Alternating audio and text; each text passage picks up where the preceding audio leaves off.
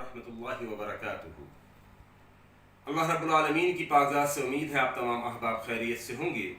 और पिछली वीडियो जो मैंने फतावा आलमगीरी के हवाले से आपके सामने पेश की थी, उस वीडियो को सुनकर हो सकता है किसी एक दो चार अफराद को हक़ की समझ आ गई हो और उन्होंने तौबा कर ली हो। और अगर अभी भी हक़ की समझ नहीं आई, अभी भी मालूम नहीं चला कि हनफियों की, देवबंदियों की किताबों के अंदर क्या गंद मौजूद है, तो आइए एक कदम और आगे बढ़कर आपको बताता हूं कि इन देवबंदी हनफियों की किताब जो फतावा आलमगीरी है, इसके अंदर क्या क्या मौजूद है। आइए देखिए, जिल्द अव्वल सफ़ा नंबर 274 लिखते हैं, अगर आदमी ने अपनी बीवी को जगाया, अगर आदमी ने अपनी बीवी को रात में जगाया जमा के लिए, हम बिस्तरी के लिए, सेक्स के लिए, और उसका हाथ अपनी जवान बेटी पर पड़ गया।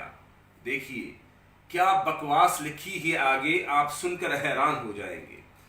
मैं हैरान होता हूं कि ये बकवासात, ये गंदगियां इन किताबों के अंदर लिखी हुई हैं। जभी तो इन देवबंदी और हनफियों के मदरसों के अंदर इतनी गंदगियां होती हैं, जभी तो इनके मदारिस के अंदर आए दिन कोई ना कोई केस सामने आता रहता है। क्यों? ऐसे मसाइल जब तलबा पढ़ेंगे तो उनकी शहवत तो भड़केगी। जब शहवत भड़केगी तो यकीनन ऐसे मदारिस के अंदर ऐसे ही गंदे काम होंगे जो इन हनफियों के मदारिस में अमूमन केसेस सामने आते रहते हैं।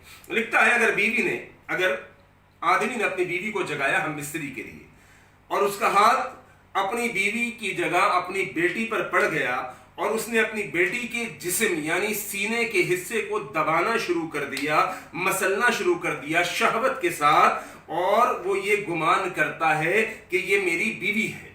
यानी आदमी ने बीवी के ऊपर हाथ रखना था, लेकिन बीवी की जगह जवान बेटी के सीने पर हाथ रखकर उसके सीने को मसलना शुरू कर दिया, और गुमान उसको यह है कि मैं अपनी बीवी के साथ ये काम कर रहा हूं।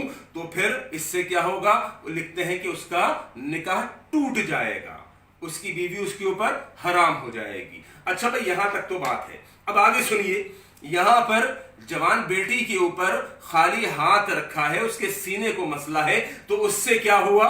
उससे जनाब ये हुआ कि उसकी बीवी हराम हो गई, निकाह टूट गया। अगला मसला सुनिए, और मैं क्या बताऊं आपको, अगला मसला इससे भी ज्यादा घटिया और गंदा है, और शर्म से डूब मरना चाहिए इन किताब के लिखने वालों को, इस किताब के पढ़ने वालों को।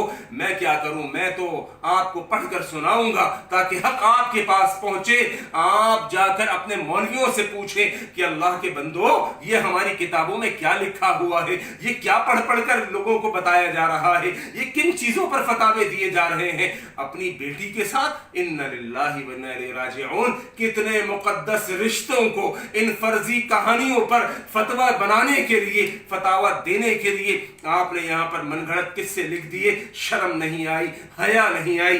सुनिए, जिल्द अव्वल सफा 275, पिछला वाकया जो मैंने आपको बताया वो 274 पर है, जिल्द अव्वल है फतावा आलमगीरी की। और ये अगला वाकया जो अब मैं बता रहा हूं, जिल्द अव्वल सफा नंबर 275 यानी अगले ही सफे पर मौजूद है कि अगर किसी आदमी ने शहवत के लिए, सेक्स को पूरा करने के लिए अपनी बीवी को बुलाया, बीवी ने आने में देर कर दी, और इस शख्स ने अपनी जवान बेटी के दोनों रानों के दरमियान अपना अज़ुए तनासुल डाल दिया, और इसको उतनी ही लज्जत आई जितनी अपनी बीवी के साथ आती है, तो इसका निकाह नहीं टूटेगा। और अगर बेटी के जवान होने की वजह से लज्जत ज्यादा आ गई तो इसका निकाह टूट जाएगा, और अगर उतनी ही लज्जत बेटी के साथ आई जितनी बीवी के साथ आती है तो इसका निकाह नहीं टूटेगा। ओ मैं कहता हूं, लानत है ऐसे मसलक के ऊपर, अफसोस है ऐसे मसलक के ऊपर। उठाकर आग में डाल दो ये किताबें जो तुमको अल्लाह की कसम किस बात की गंदगियों की तालीम दे रही है। शर्म से डूब मरो चुल्लू भर पानी के अंदर। किन किताबों के अंदर क्या मसाइल लिखे हुए हैं, क्या गंदगियां लिखी हुई हैं। अल्लाह करीम तुम्हें हक की समझ अता फरमाए। और मैं इन देवबंदी उलमा से, इन हनफी उलमा से बात नहीं करना चाहता, मैं सिर्फ सादी अवाम को उनको दिखाना चाहता हूं कि तुम्हारी किताबों में सब कुछ मौजूद है।